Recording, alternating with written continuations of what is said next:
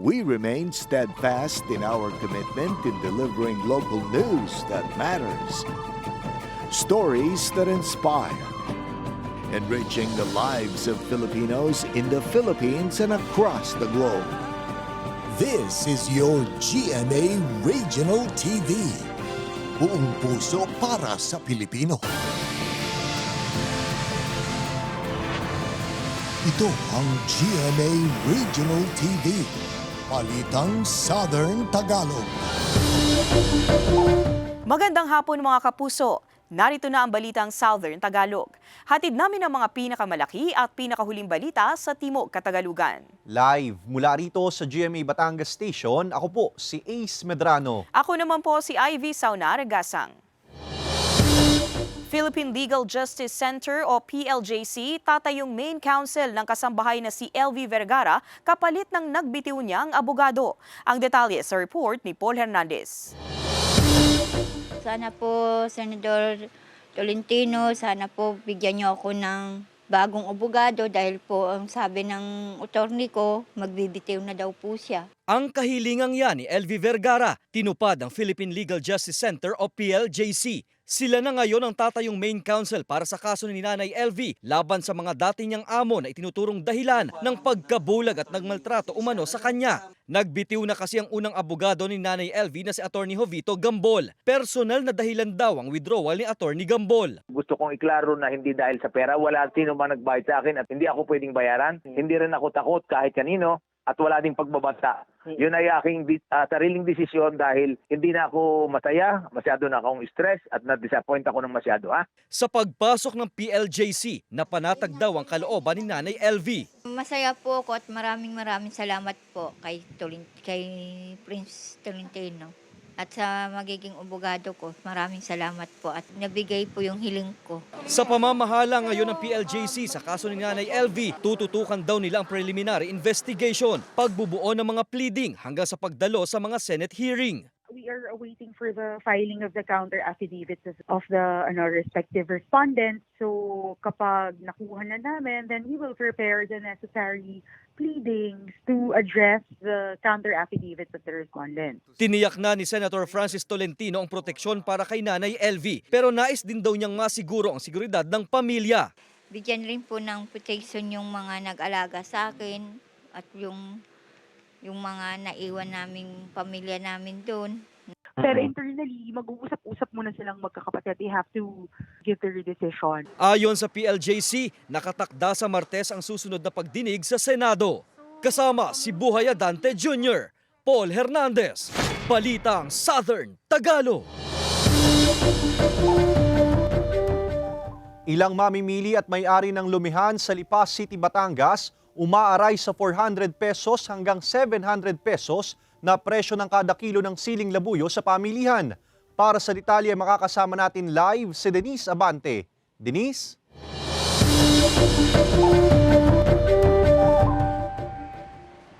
Ace, dumadaing ngayon ang ilang mga tinder at mamimili sa Lipa City Public Market dahil sa mataas na presyo ng siling labuyo. Kaya ang ilan sa kanila, kanya-kanya ng diskarte para lang makabenta at makamura. Mapatsami, sisig o lomi, patok na kapares nito ang sausawan na kalamansi at sili. Ang 27 anyos na si Ramil, palagi raw nasa 2 hanggang 3 sili ang hinihingi niya sa tuwing siya'y kumakain sa mga eatery. Nakapagpagana po ng pagkain, tapos pag naman ako napasobra, talaga naman nung napakakundi naman. Batid din naman daw ni Ramil ang mataas na presyo ng sili at ilan pang mga bilihin kaya minsan, paisa-isa na lamang ang siling ibinibigay sa kanya. Sa eatery na ito na pinagtatrabahuhan ni Joseph, kumukonsumo sila ng nasa 1 hanggang 2 kilo ng sili kada linggo. Isa raw kasi ang sili sa mga pampalasa na ginagamit nila sa halos karamihan ng kanilang lutuin kaya naging malaking epekto sa kanilang kainan ang biglaang pagtaas ng presyo ng ilang bilihin. Kung dati raw kasi nakakahingi ng 2 hanggang 3 sili ang kanilang customer, ngayon, ganun pa rin naman po ang binibigay namin, tagig-isa. Pero hindi na lang po kami nag-extra sili. hindi na pwede. Po. Dahil po? Gawa nang napakataas po ng sili ngayon. Ang pagluluto is binabukasan na lang po sa lahok. Pero yung serving po sa customer, ganun pa rin po tagig-isa. Sa ngayon, aabot na sa 400 to 700 pesos ang kada kilo ng mabibiling siling labuyo sa Lipas City Public Market. Dumadaing na rin ang ilang mga tindero gaya ni Jefferson na minsan daw nasisira na lamang ang panindang siling labuyo. Kaya ang ginagawa niya, mas okay kung i-retail ay nakabalot-balot siya tapos yung medyo mababa lang ang patong para mabili, mas mabilis maubos. Ayun ho, wala nang magagawa, itatapon na ho. Ang pinakamadaming binibili hanggang 1 point lang ho. tingin ng pamunuan ng pamilihan posibleng epekto pa rin ito ng mga naranasang mga bagyo at malalakas na pag-uulan. Kaya mahal is maraming nasalantang gulay, maraming pananim na nasira. Tapos itong pagmahal ng gasolina, toll gate, yan pa rin naka-apekto sa dito sa ating pamilihan. Dahil pa rin sa mataas na presyo ng ilang bilihin, minsan na lamang daw bumili ng gulay at mga pampalasa si Aling Telma. Pa isa-isa. Sana bumaba pa para makabawas-bawas sa gastos. Ayon naman sa Samahang Industriya ng Agrikultura, posible pang bumaba ang presyo ng panindang sili sa mga susunod na buwan. Yung sili kulang talaga. Kulang yung harvest ngayon. Continuous rain kasi nung mga 2 weeks time. 2 months time. November siguro. Kadalasan tuwing pagsapit ng buwan ng Disyembre ay nagtataasan ng presyo ng ilang mga bilihin. Pero hindi pa rin daw nawawalan ng pag-asa ang ilang mga mamimili at tindera na magkakaroon ng pagbaba ng presyo ng mga ito. Balik sa iyo, Ace. Maraming salamat, Denise Abante. Rider ng motorsiklo sugatan ng masalpok ng kasalubong na truck sa Taysan, Batangas. Nagbabalik sa report si Denise Abante. Sugatan at nakabulagta sa tabi ng kanyang motorsiklo ang 22 anyos na rider na si Mark Bernard Manalo, isang mekaniko at residente ng Barangay Namuco, Rosario, Batangas nang madatnan ng mga otoridad sa bahagi ng Barangay Mahanadjong, Taysan, Batangas. Sa investigasyon, nasalpok ng kasalubong na drop side truck si Manalo habang pabalik na sana sa tinutuluyang bahay. Ito pong biktima natin ay bumili po sa tindahan sa may bandang Barangay Mapayabas. At nung pauwi po siya, kung saan nahagip po siya at nagtamo po ang ating biktima ng mga multiple injuries. Nung tanungin naman po natin ang driver ng truck, may inovertaken po kasi siyang nakahinto na sasakyan, not knowing na may kasalubong po pala siyang motor. Nasakop umano ng truck ang linya ng motorsiklo kaya nasalpok ang biktima. Posible rin daw na mabilis ang naging patakbo ng truck. Sa investigation ng ating mga investigator, so kitang-kita po yung mga skid marks. Nakikita po natin na mabilis rin po yung takbo ng ating truck. Nagtamo ng mga sugat sa iba't ibang bahagi ng katawan ang rider. Kasalukuyan pa siyang nagpapagaling sa pagamutan. Nakatakda na rin daw mag-usap ang pamilya ng biktima at truck driver para sa gastusin sa pagpapagamot ni Manalo. Paalala naman ng pulisya, Parati pong mag-iingat, especially pag gabi, kung saan medyo mababa ang ating visibility. At lagi po nating isaang alang-alang ang mga buhay na maaaring mapahamak kung tayo ay magpapatakbo ng mabilis. Sinisikap pa ng GMA Regional TV, Balitang Southern Tagalog na makuhanan ng pahayag ang truck driver at ang pamilya ng biktima. Denise Abante, Balitang Southern Tagalog.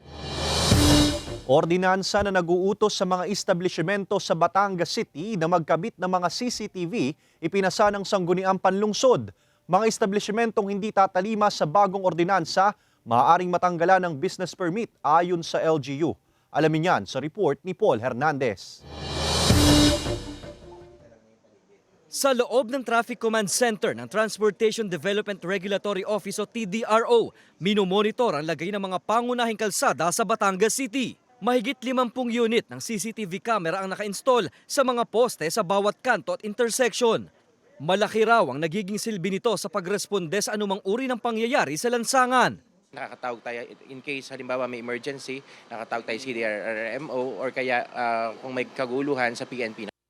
Bukod sa mga CCTV camera sa mga pampublikong lugar, ipinasa na rin sa Sangguniang Panlungsod ang isang ordinansa na nagmamandato sa mga pribadong establishmento na magkabit na rin ng CCTV camera sa kanila.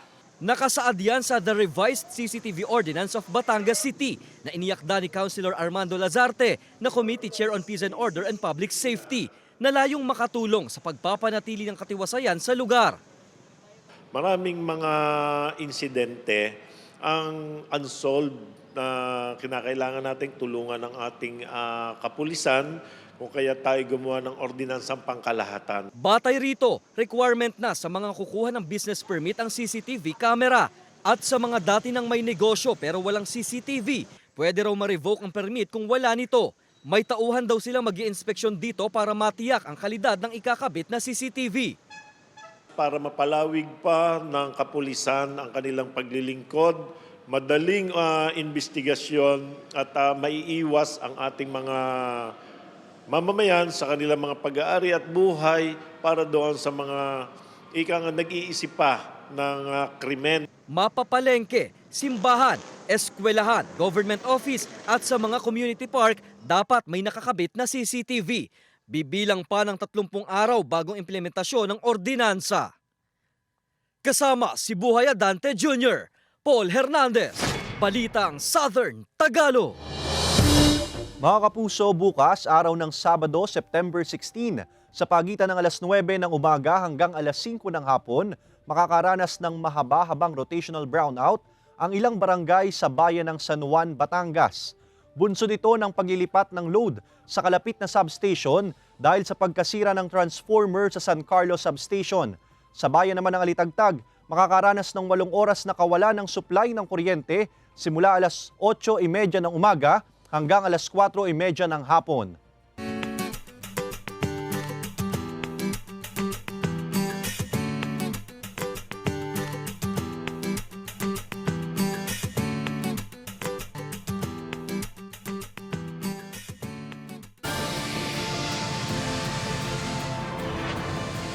Ito ang GMA Regional TV, Balitang Southern Tagalog.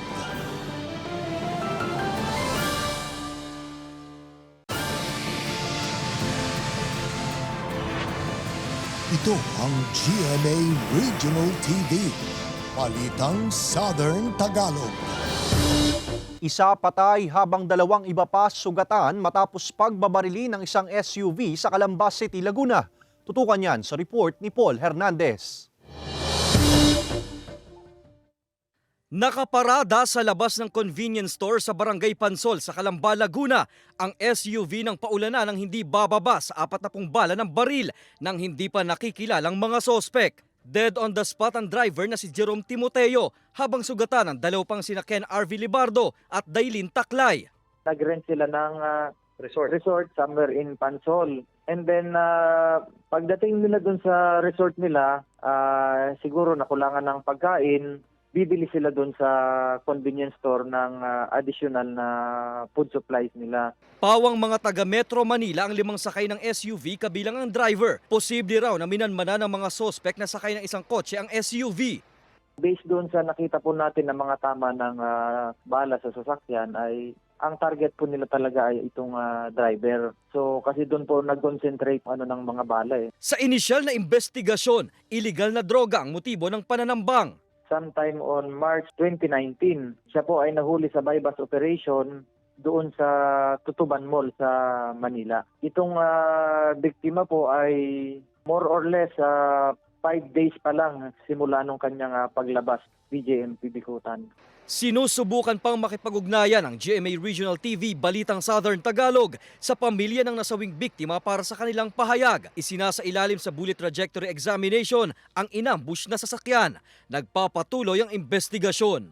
Paul Hernandez, Balitang Southern Tagalog. Matumal na bentahan ng karne ng baboy nararanasan pa rin sa Batangas City Old Market sa kabila ng pagbaba ng presyo nito. Alamin yan sa report ni Denise Abante. Napako na raw sa isang buong baboy ang pakatay ng 37 anyos na tindero ng karne na si Vic sa Batangas City New Market. Kung dati raw kasi, laging 2 hanggang 3 buong baboy ang ipinakakatay niya, ngayon hindi na makapagpakatay ng ganoon kadami dahil sa tumal ng benta. At kahit kakaunti na raw ang pakatay, hindi pa rin daw nito nauubos ang paninda. Kaya ang solusyon niya, ginagawa po namin ng langgonisa, tosino, tapa. Ang tamang presyo lang din. Dahil pag kasi minalan mo, di mabibili. tingin ng pamunuan ng palengke, epekto pa rin ito ng kompetisyon sa merkado lalo na sa labas ng pamilihan. Kahit na magbaba lahat, ang nagiging problema, marami na tayong talipapa. maraming nagkakatay sa pabukid kasi ang mahal naman ng pamasahe para umuwi lang dito kung karne rin lang naman ang bibilihin.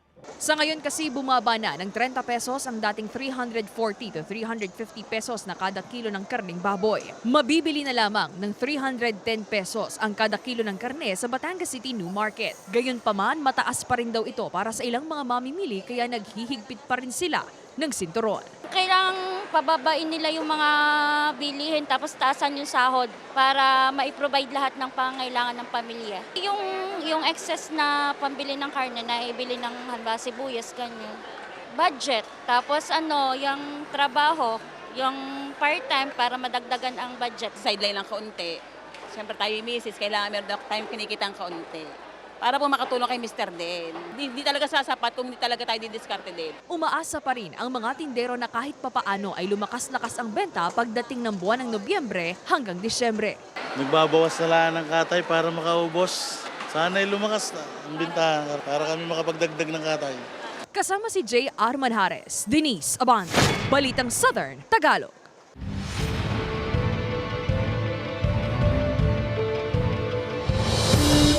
Bilang ng mga unopposed candidate o walang kalaban sa eleksyon sa Batangas City, nasa mahigit 60.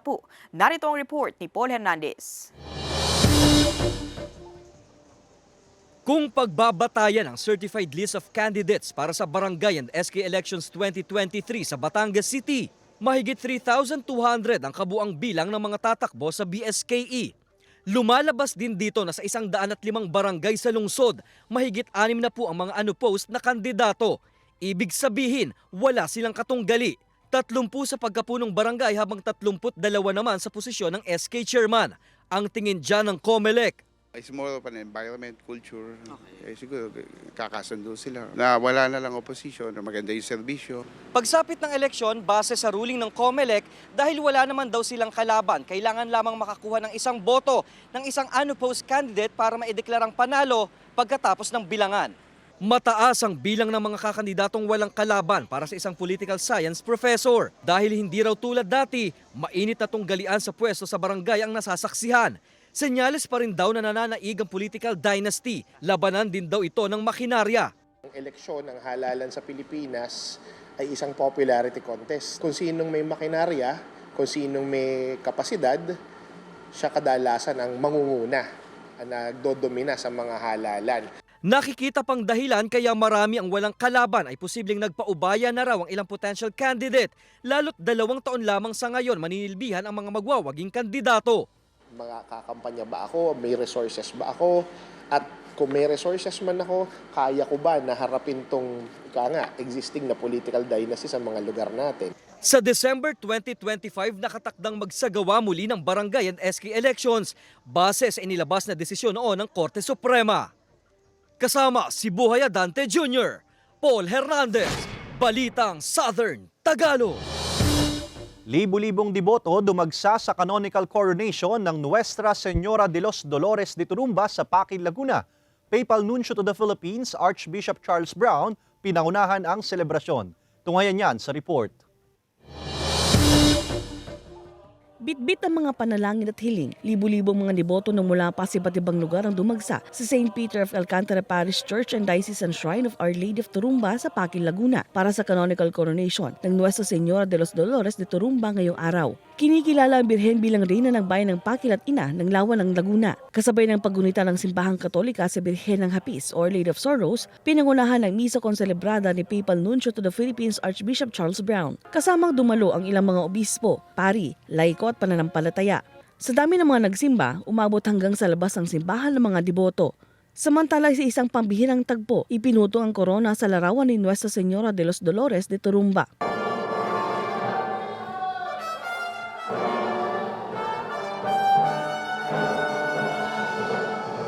Makasaysayan ng koronasyon dahil lang naturang birhen ang kauna-unahang Coronada Canonica o ang canonically crowned Marian image sa buong Diocese of San Pablo at lalawigan ng Laguna. Ika-54 naman ito sa buong bansa. Sentro ng homilya ang pagsunod sa kalooban ng Diyos gaya ng ginawa ni Birheng Maria. Binigyang diin din ng papal nuncio ang pagsasakripisyo at pakikiisa sa pagpapakasakit ni Jesus. Bago ang misa, nagsagawa rin ng welcoming program and civic reception sa papal nuncio kung saan kasamang sumalubong ang ilang opisyal ng lokal na pamahalaan. Hitik naman sa mga pagtatanghal at musika ang Campanaryo Serenata na isinagawa kagabi sa harapan ng simbahan bilang bahagi pa rin ng canonical coronation ng Birhen. Kilala ang bayan ng Pakil bilang pilgrimage capital of Laguna na may longest religious festival in the Philippines dahil sa malalim na debosyon ng mga Katoliko sa mahal na Birhen ng Turumba na ngayon ng canonically crowned Marian image. Marjorie Padua, Balitang Southern Tagalog. Marian Rivera at Batanggenyong Lucky Fan nag-collab sa mga hit dance ng Primetime Queen. Samantala, Dennis Trillo ibinahagi ang isa sa kanyang What Ifs. Narito ang report ni Hazel Alviar. Sa dami ng mga nag-post ang kanilang mga version sa dance challenges si Primetime Queen Marian Rivera, nagpa-contest ito at namili ng isa na kanyang makakakolab. At ang kanyang napili, ang Batanggenyong si CJ Lucky mula sa Mataas na Kahoy. Ipinost na ni Marian ang kanilang collab sa kanyang TikTok account na tumatabo ngayon ng million views. Nagpasalamat naman si CJ kay Marian na siya ang napili nitong makakolab. Walang kinalaman sa pag-arte ang kurso noon ni Dennis Trillo sa kolehiyo na International Studies. At bago pa raw siya mag-artista ay nagtrabaho pa siya sa isang telecoms company. Kaya ang tanong ni Dennis sa sarili, what if hindi siya natutong umarte at hindi nag-artista? Ibinaling din ng aktor ang tanong na ano ang what if mo sa kanyang followers. At sa nalalapit nitong drama series na Love Before Sunrise kasama si Bea Alonzo, iikot ang kwento sa maraming what ifs ng dalawang taong nagkaroon ng right love at the wrong time. Samantala sa Royal Blood, may mga revelasyon din tungkol kay Christoph mamayang gabi. Ano kaya ang sekretong ikinatatakot niyang mabunyag? Ang walang humpay na mga revelasyon tutukan sa Royal Blood pagkatapos ng maging sino ka man. Hazel Alviar, Balitang Southern Tagalog.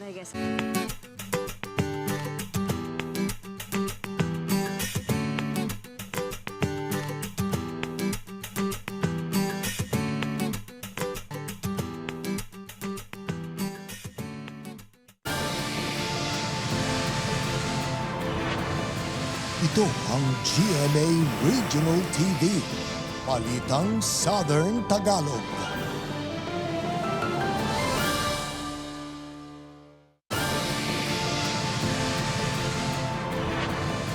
Ito ang GMA Regional TV, Balitang Southern Tagalog.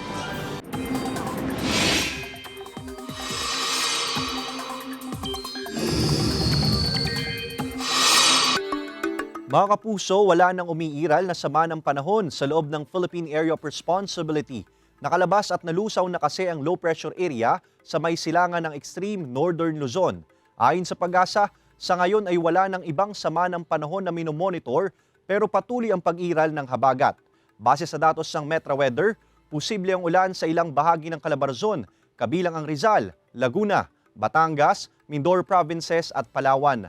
May malalakas na ulan na posibleng magpabaha o magdulot ng landslide.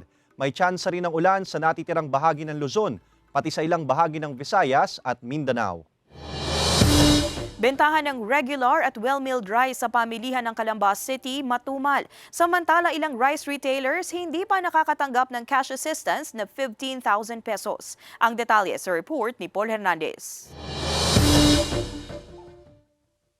3 kilo ng premium rice ang binili ni Neil sa Calamba City Public Market. Ang presyo, mas mataas ng 9 piso kumpara sa well-milled ngayon na 45 pesos per kilo. At saka pagka nagta-transition kasi kami doon sa mas mababang presyo, parang medyo naninibago pa. Walang tindang regular milled rice si Andrew dahil bihira ang bumibili nito. Ang well-milled nga lang niya, bilang na bilang daw ang bumibili. Kaunti na raw ang benta, talo pa sa puhunan. Wala, kailangan namin sumunod eh. Oo, hinahanap din naman. Kawawa din naman yung ibang mahirap na yun lang ang kaya nilang budget. Hindi pa raw siya kasama sa payout na 15,000 pesos na pinamamahagi ng DTI, DSWD at DILG sa mga rice retailers na sa pool na umiiral na price ceiling sa bigas. Sa Santa Cruz, Laguna raw ang bigayan nito. Wala pa po kasi kami sa listahan. Sabi, ite-text daw kami kung kailan kami.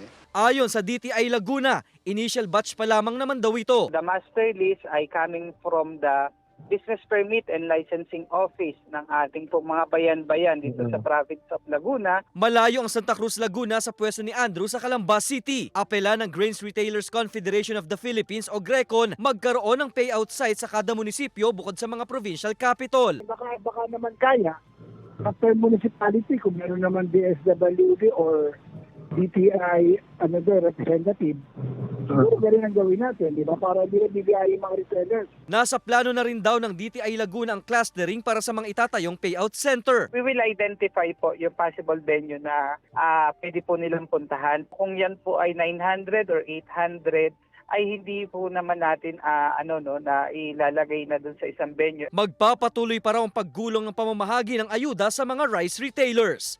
Kasama si Kel Ravaca, Paul Hernandez, Balitang Southern Tagalog. 18 katao timbog sa magkakahiwalay na operasyon ng pulisya laban sa iligal na droga sa Laguna.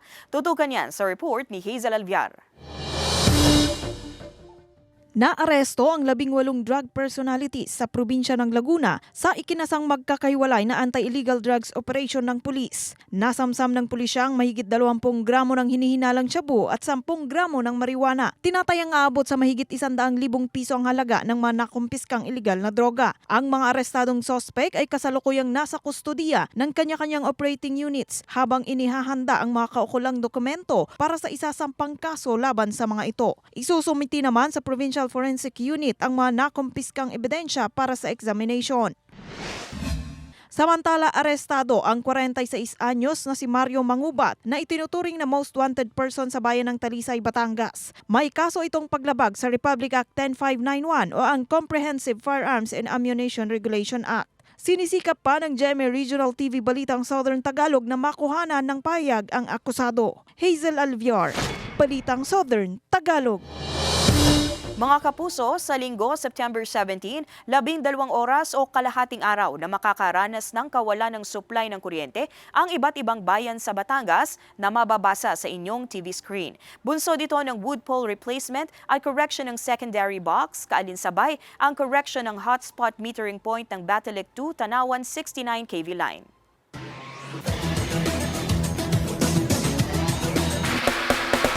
Bagong NCAA Season 99 courtside reporters na maghahatid ng latest happenings sa loob at labas ng court, kilalanin sa report.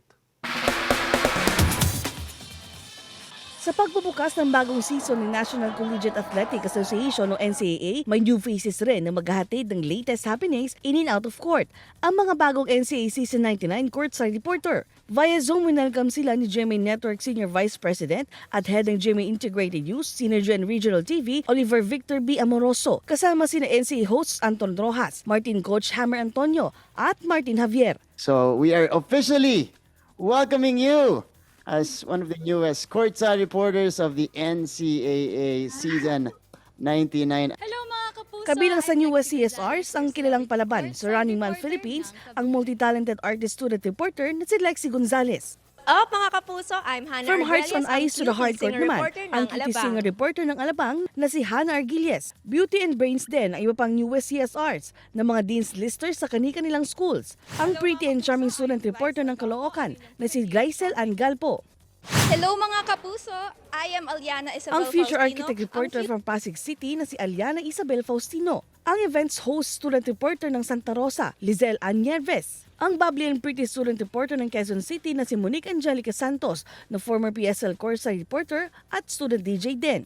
At ang multi-passionate student reporter ng Malolos na si Diana Marie Igual. TV and print ad model at Miss Polo Philippines 2019 naman, ang beauty queen reporter ng Valenzuela City, our Love de Jesus. Nagbabalik din for this season sina Christine San Agustin, Julia Mayong, Fatima Faye Reyes at Stephanie Benito. Games will officially start sa pagbubukas ng NCAA Season 99 sa September 24 sa Mall of Asia Arena at mapapanood sa GMA at GTV.